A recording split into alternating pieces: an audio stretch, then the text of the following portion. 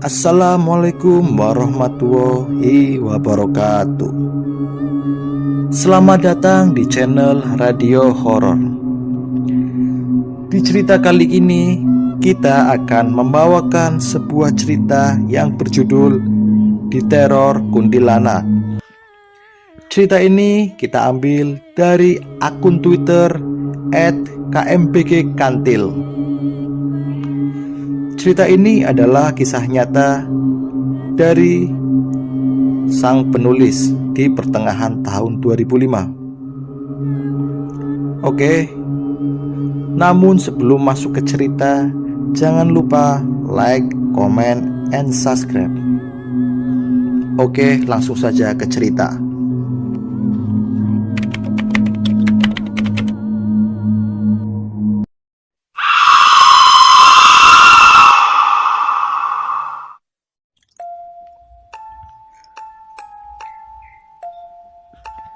Perkenalkan, namaku Wisnu.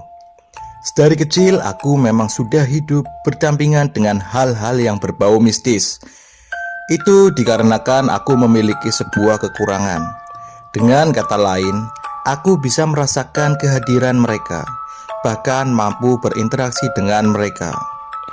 Dengan kekurangan yang aku miliki, selama hingga tahun 2005, aku sama sekali tak pernah mengalami jika mereka akan mengikutiku seusai aku menjumpai atau bahkan berinteraksi dengan mereka. Namun, kala itu berbeda. Hal yang tidak pernah aku bayangkan akan terjadi. Nyatanya justru sebaliknya. Saat itu aku memang sudah tak tinggal bersama keluarga. Aku memutuskan untuk mengekos. Mengekos memang bukan pilihan. Alasan tentu ada, dan hal ini tidak bisa aku ceritakan pada kalian. Singkat cerita, saat itu aku tengah berkunjung ke rumah teman di sebuah kompleks perumahan di Kecamatan Margahayu, Kabupaten Bandung. Sebut saja pemilik rumah itu, namanya Bondan. Bondan hidup sendiri di rumah itu. Orang tuanya tinggal di luar kota karena tuntutan pekerjaan. Sebelumnya, Bondan ikut tinggal di rumah uanya. Malam itu tepat malam Jumat. Aku lupa lagi itu malam Jumat apa. Yang jelas, saat itu aku datang ke rumah Bondan bersama Yanuar, Galang, dan Kaifan. Niat hati, rencana kami berlima memang ingin pergi untuk bermain biliar di kota Bandung. Namun, tak lama tiba-tiba turun hujan cukup deras. Akhirnya kami putuskan urung untuk pergi. Hujan pun tak kunjung reda hingga larut malam. Akhirnya kami memutuskan untuk menginap di rumah Bondan, menemani Kaifan yang rumahnya cukup jauh, tepatnya di sekitaran Soroyang. Agar tak bosan karena rasa kantuk belum datang, kami mengobrol ngalor ngidul.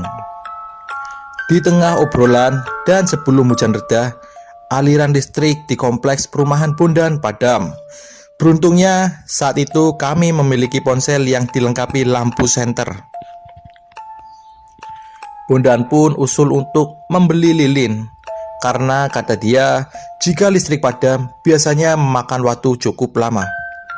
Toh, kita juga tidak bisa mengandalkan pencahayaan lampu senter dari HP terus-menerus. Karena jika baterai habis, kami akan kebingungan untuk mengisi dayanya. Kebetulan juga rokok kami habis. Memang saat SMA kami sudah merokok. Akhirnya aku, Yanuar, Galang, dan Kaifan memutuskan untuk pergi ke warung. Apalagi hujan sudah reda. Sementara Bondan kami tinggal sendirian. Rawan jika rumah ditinggal kosong, apalagi sedang padam listrik. Warung ternyata sudah banyak yang tutup. Maklum, waktu itu sudah tengah malam. Beruntung ada warga yang sedang bertugas ronda malam. Kami akhirnya menanyakan kepada warga lokasi warung yang masih buka. Dari penuturan warga, ternyata ada warung yang memang buka hingga larut malam. Namun jaraknya cukup jauh dari rumah Bondan. Seingatku, Setidaknya kami harus melewati 5 blok jalan di dalam komplek perumahan itu. Warung itu terletak di ujung perbatasan kompleks dengan pemukiman warga. Lokasi tepatnya ada di luar tembok pembatas yang memisahkan kompleks dengan. Untuk sampai di warung itu, kami harus melewati sebuah gang kecil yang sisi kirinya sebuah selokan yang tak begitu besar. Itu jalan satu-satunya yang terdekat untuk sampai ke warung tersebut.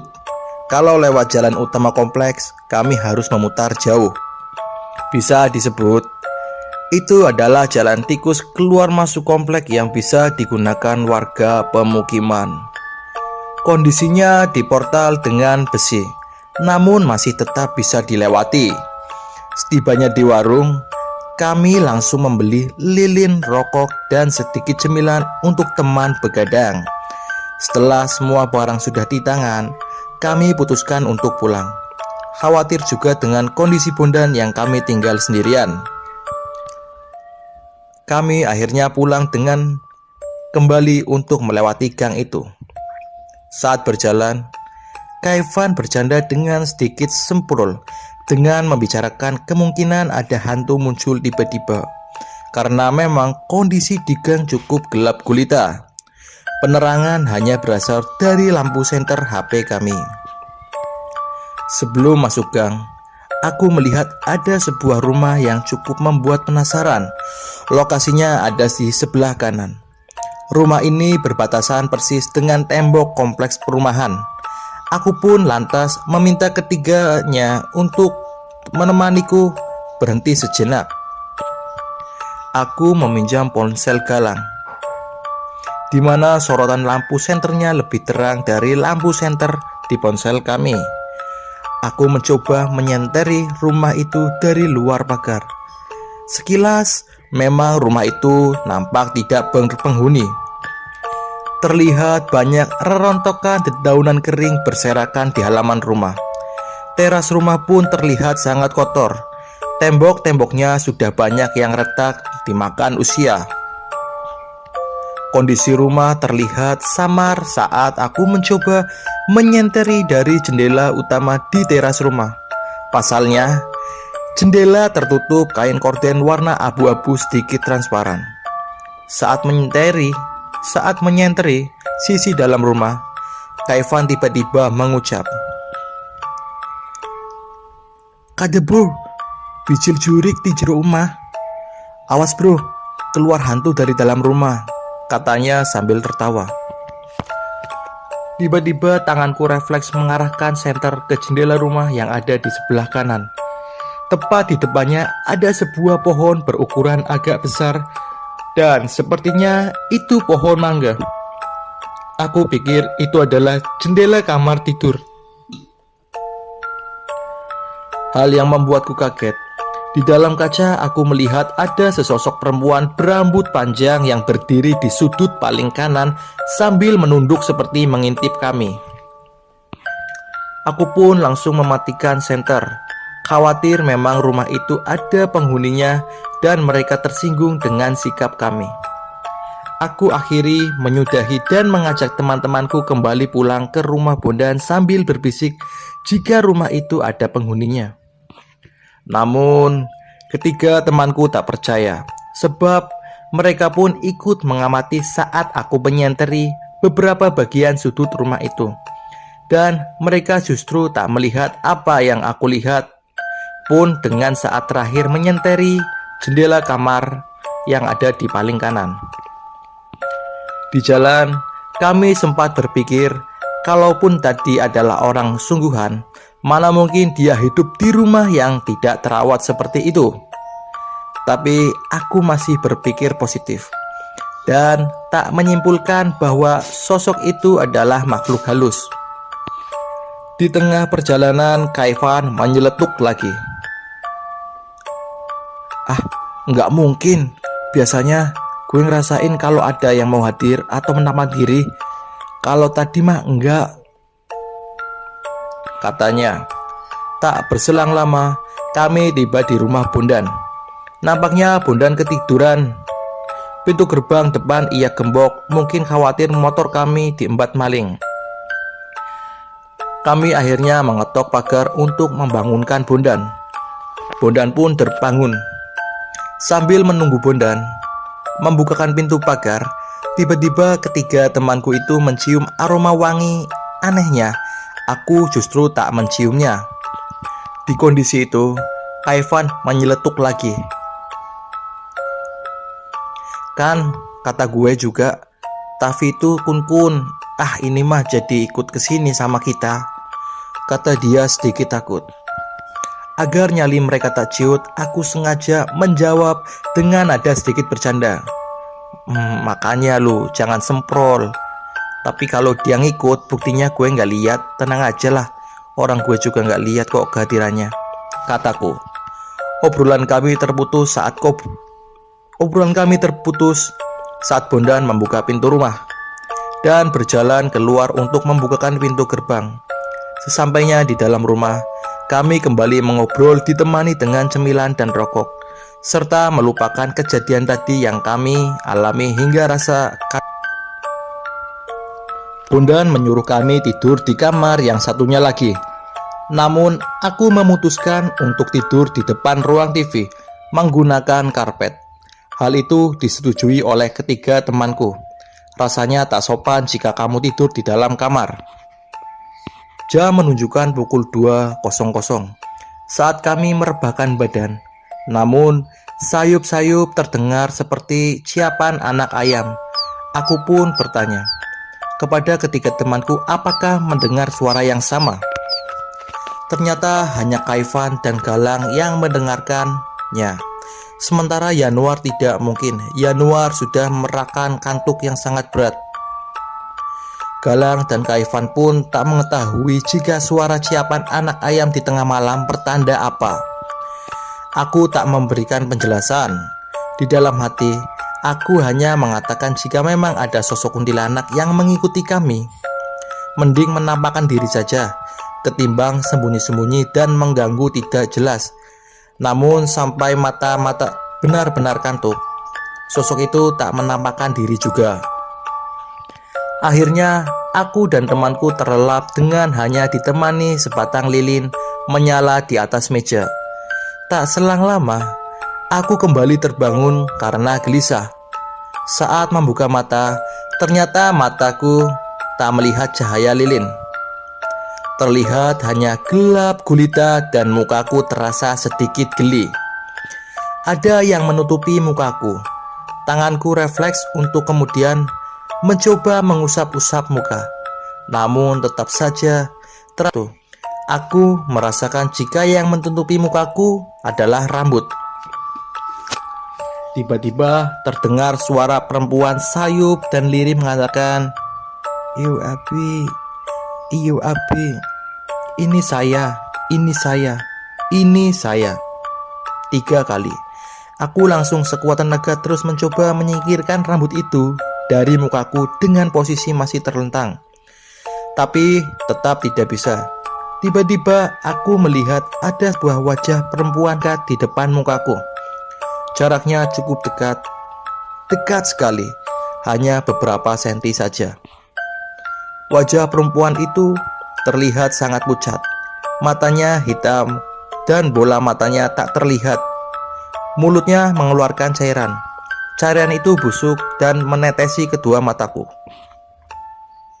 Aku sangat ketakutan saat itu. Padahal biasanya aku tak merasakan takut jika berinteraksi dengan mereka. Tapi ini berbeda. Aku pun sontak beranjak secara membabi buta dan sengaja menginjak-injak badan temanku yang tengah tertidur pulas. Mereka pun terbangun karena tingkah lakuku. "Kenapa sih lu?" kata Kaivan yang sedikit kesal sambil menahan rasa sakit di perut karena sengaja aku injak. Aku akhirnya mencoba tenang dan duduk, serta mengambil nafas dalam-dalam untuk berusaha menjelaskannya. Bondan akhirnya keluar kamar karena mendengar suara keributan. Aku akhirnya bilang kepada mereka kalau aku didatangi hantu perempuan. "Aku didatangin hantu perempuan, sumpah," kataku.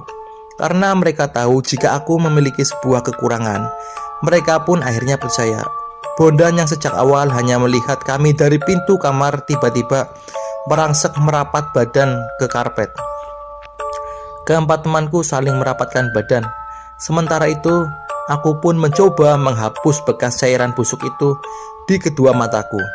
Aku mencoba temanku untuk ikut cium aromanya untuk membuktikan baunya yang sangat busuk. Mereka melakukannya, hanya Bondan yang enggan mencium bau itu. Januar pun langsung ingin muntah setelah mencium aroma cairan di tangan kanan saya. "Apa ini?" kata Januar. Aku bilang kalau hantu perempuan tadi seperti meludahi kedua mataku. Di situ Kaifan pun langsung menyela saat aku mencoba menjelaskan lebih detail lagi kejadian yang aku alami. "Bener kata gue kan, Kuntinya ikut mah ikut. Itu hantu yang kulihat di rumah tadi," katanya. Seketika aliran listrik menyala lagi. Jam dinding terlihat menunjukkan pukul 03.00 waktu Indonesia Barat. Tiba-tiba mataku terasa berat dan pedih. Ternyata kedua mataku sudah membengkak dan kedua bola mataku juga terlihat memerah. Temanku semakin percaya jika memang aku telah didatangi sesosok hantu. Kami pun memutuskan untuk tidak tidur hingga pagi dan menunggu azan subuh untuk sholat berjamaah sambil berdoa agar gangguan hantu perempuan tadi menghilang. Waktu menunjukkan pukul 5.45 waktu Indonesia Barat. Langit sudah terlihat terang. Kami akhirnya tertidur karena merasa lelah. Terutama aku yang cukup merasa lelah atas gangguan itu. Singkat cerita, kami semua bangun tidur sekitar pukul 13.00 waktu Indonesia Barat. Kami bolos sekolah. Saat itu juga aku diantar ke rumah dinas kakakku yang ada di Lanut Sulaiman dan sengaja tak pulang ke kosan. Sesampainya di rumah kakak, aku menceritakan semua kejadian semalam. Kakakku kemudian langsung berinisiatif mencarikan seorang ustadz. Namun tak ada satupun ustadz yang sedang di tempat. Akhirnya aku dibawa ke rumah Kaifan. Kebetulan Ibu Kaifan dengan seorang ustadz yang sering mengobati orang-orang hingga menghilangkan gangguan jin. Kami tiba di rumah Kaifan menjelang maghrib. Kedua mataku semakin membengkak. Tanpa dipersilakan masuk, Ibu Kaifan langsung mengajak untuk ke rumah Pak Ustadz. Sesampainya di sana, Pak Ustadz langsung menunjuk sesuatu di belakangku. "Siapa kamu?" kata Pak Ustadz dengan nada serius, membentak. "Dia ikut, Pak," kataku. "Sekarang mah masuk dulu saja. Sudah waktu maghrib, biarin saja dia di luar," kata Pak Ustadz menimpali pertanyaanku. Saat menunggu, pintu rumah depan Pak Ustadz yang dari tadi ditutup tiba-tiba terbuka dengan sendirinya. Kami semua diam tertegun sambil saling pandang. Aku kemudian mencoba menutup mata, mencoba sedikit mengingat kejadian semalam. Tiba-tiba rambut di belakangku seperti ada yang meniup-niup. Aku mencoba santai karena sudah terbiasa. Tak lama tiba-tiba Januar kesurupan. Kaifan berlari menyusul Pak Ustadz yang masih berzikir.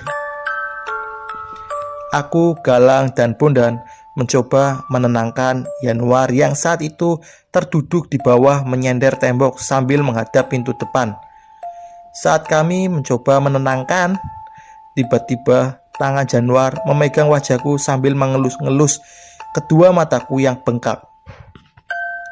"Hampura, hampura," kata itu keluar cukup lirih dari mulut Januar, namun suaranya terdengar seperti perempuan. Pak Ustadz kemudian datang. Januar dicecar banyak bacaan ayat-ayat suci Al-Quran. "Saya tidak punya niat jahat," kata itu keluar dari mulut Januar. Pak Ustadz lantas menanyakan maksud hantu perempuan tadi mengikutiku. Dari jawabannya, ternyata hantu perempuan itu tertarik denganku karena aku bisa melihat wujudnya. Tak langsung percaya. Ia yakin jika hantu perempuan itu jelmaan jin kafir yang ingin mengganggu saja. Pak Ustadz kemudian mengeluarkan hantu perempuan itu dari tubuh Yanwar. Singkat cerita, semua kembali normal. Pak Ustadz bilang, kekurangan yang ada dalam diriku adalah daya tarik jin. Ia menyarankan kepadaku untuk rajin ibadah, dan hantu tadi tak akan mengganggu lagi. Kami semua akhirnya pamitan pulang. Aku diantar Bondan ke rumah kakak. Kebetulan dari Soreang. Rumah Bondan searah dengan rumah kakakku. Aku bermalam di rumah kakak untuk menenangkan diri. Jujur, ini pertama kali aku diikuti makhluk halus sampai segininya. Padahal untuk melihat atau berinteraksi dengan mereka sudah sangat terbiasa. 3 hari lamanya aku di rumah kakak. Aku juga izin tak masuk sekolah. Setelah kondisi mental dan mataku membaik, aku akhirnya kembali ke kosan pada Senin siang. Sore harinya aku mencoba mengontak Kak Ivan. Ternyata Kak Ivan kala itu sedang berkumpul di rumah Bondan bersama teman-teman lainnya. Aku pun langsung menyusul. Di rumah Bondan ternyata sudah banyak teman-teman. Mereka ternyata masih membicarakan kejadian yang kami alami waktu itu. Aku mencoba santai karena kata Pak Ustadz, hantu itu tidak akan menggangguku lagi. Aku akhirnya izin untuk membeli rokok. Kebetulan aku tak membawa rokok sama sekali. Rasanya enggak afdol jika ngobrol bersama teman tanpa rokok. Tanpa sepengetahuan mereka, aku kembali berkunjung ke rumah di mana penampakan hantu itu menyapaku pertama kali. Namun aneh, saat lewat rumah itu, ada rada takut dalam hati. Rasa takut dalam hati membuat nyaliku mendadak ciut teringat raut mukanya waktu itu. Aku kemudian bergegas menuju warung yang sama seperti aku beli lilin waktu itu. Aku kemudian iseng menceritakan kepada ibu pemilik warung tentang kejadian yang aku alami. Tak disangka, ibu pemilik warung merespon ceritaku. Ia memberitahu bahwa rumah itu sudah dikosongkan sejak tahun 2000. Dari ceritanya, pemilik rumah itu mengosongkan rumah karena penghuni rumah sering mendapatkan gangguan gaib. Anak bungsunya sering kesurupan hantu perempuan. Mereka sekeluarga pun akhirnya pindah ke wilayah kota Bandung, sementara rumah itu dibiarkan kosong begitu saja. Ibu pemilik warung bercerita, ternyata lahan yang dibangun untuk kompleks perumahan itu memang dulunya merupakan sebuah kebun yang dikenal cukup angker oleh warga pemukiman. Apalagi rumah di mana hantu itu muncul dibangun tepat di lokasi ditemukannya seorang mayat perempuan buangan yang tak dikenal. Kejadian penemuan mayat itu terjadi sekitar tahun 80-an. Konon, perempuan itu korban pemerkosaan dan usianya sekitar 20 tahunan. Setelah mendapatkan informasi itu, aku akhirnya kembali untuk pulang ke rumah Bondan. Dalam perjalanan pulang, aku mencoba membuang jauh ingatan kejadian di malam itu. Aku pun memberanikan diri untuk kembali ke rumah itu dan melihat-lihat lagi setiap sudut rumah dan pagar tersebut. Akhirnya, waktu masih asar dan aku masih bisa melihat matahari. Aku pikir kondisi rumah akan terlihat jelas dan hantu perempuan itu tidak akan muncul. Aku semakin mendekat tembok rumah itu untuk mencoba melihat kondisi rumah secara detail. Selang beberapa waktu, aku mendengar suara yang terdengar dari dalam rumah. Awalnya suaranya samar, semakin lama semakin jelas di telingaku. Api, api. Kata itu persis dengan ucapan hantu perempuan itu saat pertama kali mendatangiku.